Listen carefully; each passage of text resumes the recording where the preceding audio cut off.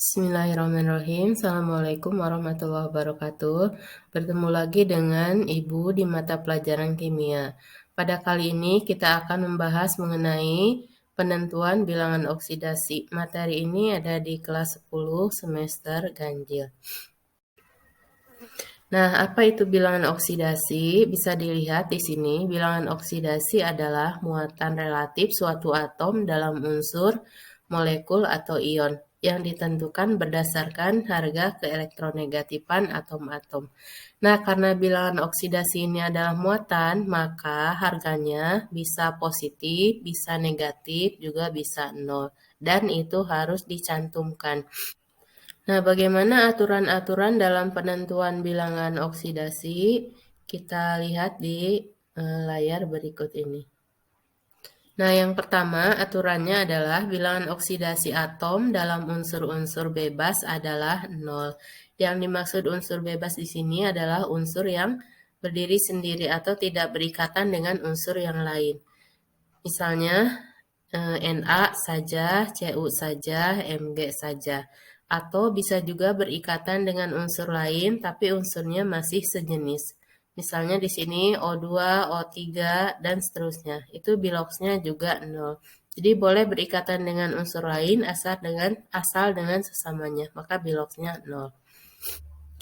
Aturan yang kedua adalah bilox ion monoatom sama dengan muatannya. Yang dimaksud ion monoatom itu adalah ion yang berasal dari atom yang sejenis, satu atom. Misalnya di sini adalah ion Na+, maka biloxnya adalah +1, ion Cl-, biloxnya -1. Jadi tinggal dilihat muatannya saja. Nah, aturan yang ketiga, bilox F dalam senyawa selalu -1. F adalah unsur yang paling elektronegatif, maka biloxnya di sini selalu -1. Walaupun berikatan dengan sesama unsur golongan 7A yang mempunyai bilangan oksidasi -1, tapi unsur lain di golongan 7A itu akan menjadi positif jika berikatan dengan F, karena F selalu -1. Nah, aturan yang keempat, bilangan oksidasi oksigen dalam senyawa dan anion oksi adalah -2, kecuali dalam senyawa peroksida -1 dan superoksida biloxnya adalah -1/2. Nah, yang harus kalian hafalkan nih, yang umum nih harus hafal, yaitu bilox oksigen selalu -2. Nah, contohnya di sini dalam NO2, HNO3, NaOH, H2O, NO3-, SO42-, bilox oksigen adalah -2. Sedangkan kekecualiannya di sini dalam peroksida di sini misalnya H2O2, Na2O2, biloxnya -1. Sedangkan dalam senyawa superoksida, misalnya KO2, biloxnya adalah -1/2. Ya, aturan yang kelima, bilangan oksidasi hidrogen dalam senyawa hidrida non-logam adalah +1. Maksudnya hidrida non-logam adalah senyawa yang terbentuk dari atom hidrogen dan atom non-logam. Jadi biloxnya +1.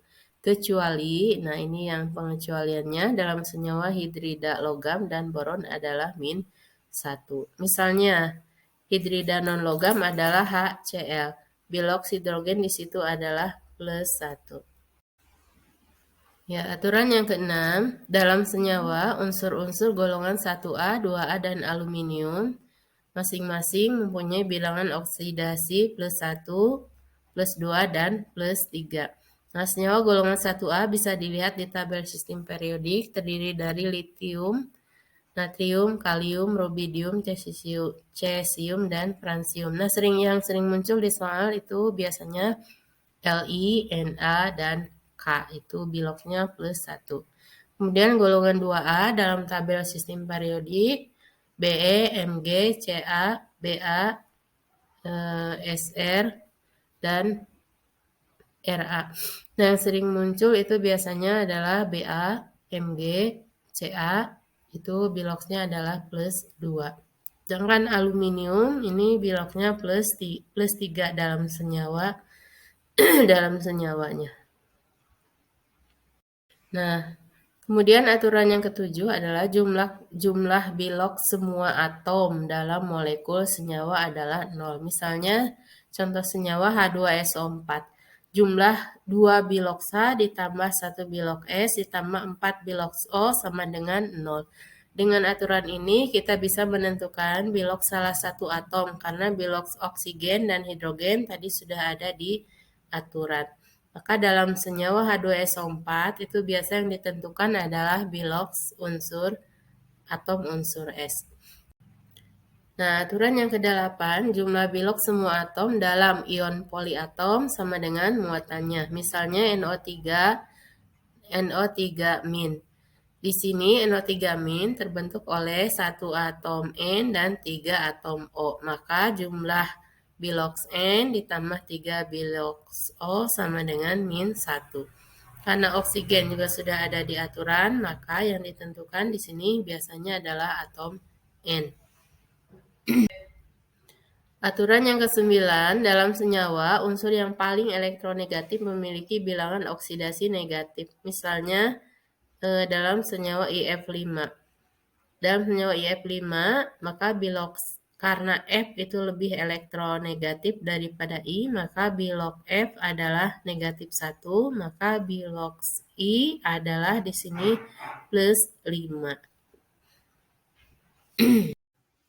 Nah, berikutnya contoh soal, tentukan bilangan oksidasi atom klorin atau Cl dalam Cl2, NaCl, NaClO, NaCl2, NaClO3, dan NaClO4.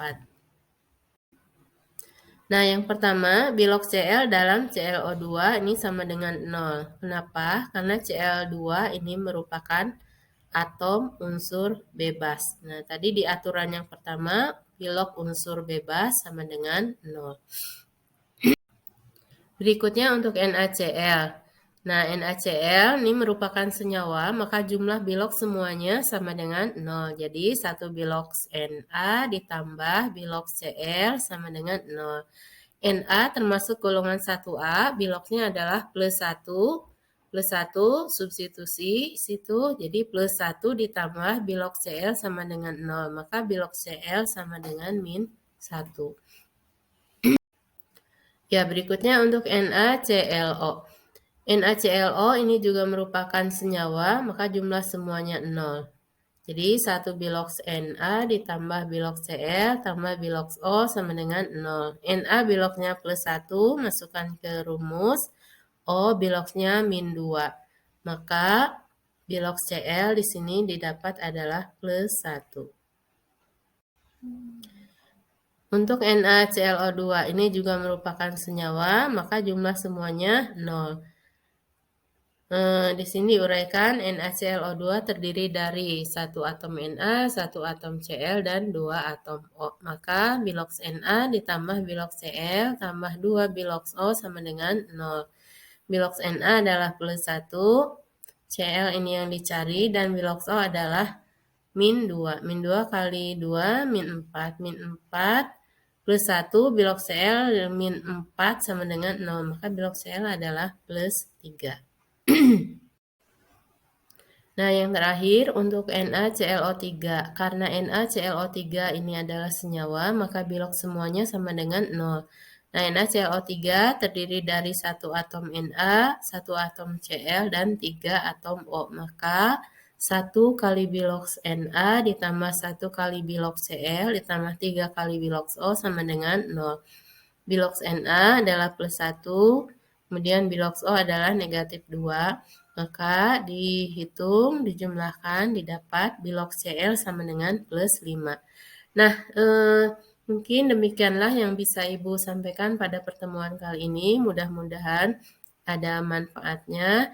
Dan untuk latihannya silakan dikerjakan di buku-buku yang ada, buku paket yang kalian gunakan di sekolah.